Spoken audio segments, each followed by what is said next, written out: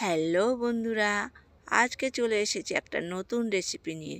পালং পনির বানাবো। তো পালং শাকটাকে প্রথমে আমি সেদ্ধ করে নেব এখানে। তো প্রায় আমার সেদ্ধ হয়ে গেছে। আর এদিকে আমি প্লেটে একটা নিয়ে নিয়েছি পনির। পনিরটাকে ছোট ছোট করে কেটে নেব। আর দেখবেন কাটাটা যদি সুন্দর হয়, যে কোনো জিনিস কাটাটা সুন্দর হতে হবে, তবেই কিন্তু রান্নাটা সুন্দর হয়। তো আজকের খুব সামান্য কিছু মশলা দিয়েই পালং পনিরটা বানাবো। তো খুবই অল্প কিছু মশলা নিয়েছি। আর এদিকে আমি পালং শাকটাকে একটা মেশিন জারের মধ্যে দিয়ে দিয়েছি, দিয়ে ওটা পেস্ট করে নিয়েছি। আর এদিকে কড়াইতে আমি সাদা জিরে ফোড়ন দিয়েছি, দিয়ে আদাটাকে কুড়িয়ে রেখেছিলাম সেটাই কড়ার মধ্যে দিয়ে দিলাম। আদা রসুন আমি কড়াতে দিয়ে দিলাম, দিয়ে এরপরে একটু ভেজে নিয়ে পেঁয়াজটা দিয়ে দেবো। পেঁয়াজ হাফ ভাজা হলে আমি এখানে টমেটো দিয়ে দিয়েছি, দিয়ে একটু নুন দিয়ে দিয়েছি, তাড়াতাড়ি এটা গলে যাবে। তো আমার মশলাটা মোটামুটি হয়েই গেছে।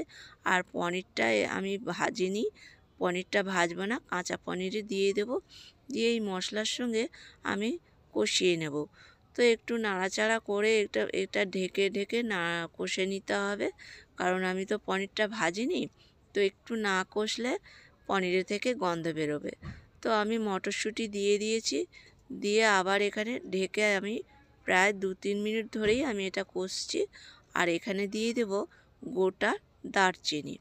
তো আগেই আমি দিতে পারতাম, আগে দিইনি, কারণ পরে দিলে এর গন্ধটা বেশ সুন্দর বেরোয়।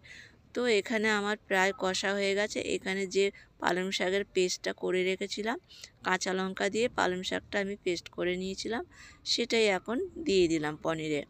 তো দিয়ে এখন এটাকেও আমি নাড়াচাড়া করে ভালো করে ঢাকা দিয়ে এটা কষে নেব।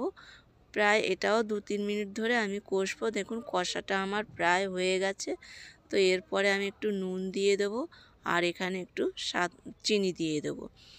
তো চিনিটা অনেকেই খেতে চায় না, তো আমি এখানে মিষ্টি যারা খায় না তারা না দিলেও চলবে। তো আমরা একটু নিরামিষ তরকারিতে মিষ্টিটা পছন্দ করি। তো এখানে জল দিয়ে দিয়েছি, দিয়ে হয়ে গেছে প্রায়। আর আমি দুধ একটু ঘন করে রেখেছিলাম, সেটাই আমি 3 চামচ মতন দুধটা দিয়ে দিয়েছি। তা পনিরটা আমার প্রায় তৈরি হয়ে গেছে, দেখুন বন্ধুরা। আর আপনারা কে কে এরকম পনির খেতে ভালোবাসেন কমেন্টে জানাবেন। আর দেখুন ভীষণ সুন্দর হয়েছে, এত কম মশলা দিয়ে এত সুস্বাদু হয়েছে আমি সত্যিই বুঝতে পারিনি। তো বন্ধুরা, আপনারা যদি চান এইভাবে একবার বানিয়ে খেয়ে দেখতে পারেন। আর ভিডিওটা যদি ভালো লাগে লাইক কমেন্ট শেয়ার করবেন। তো বন্ধুরা, আজকের মতন এই অবধি আমার ভিডিও ছিল।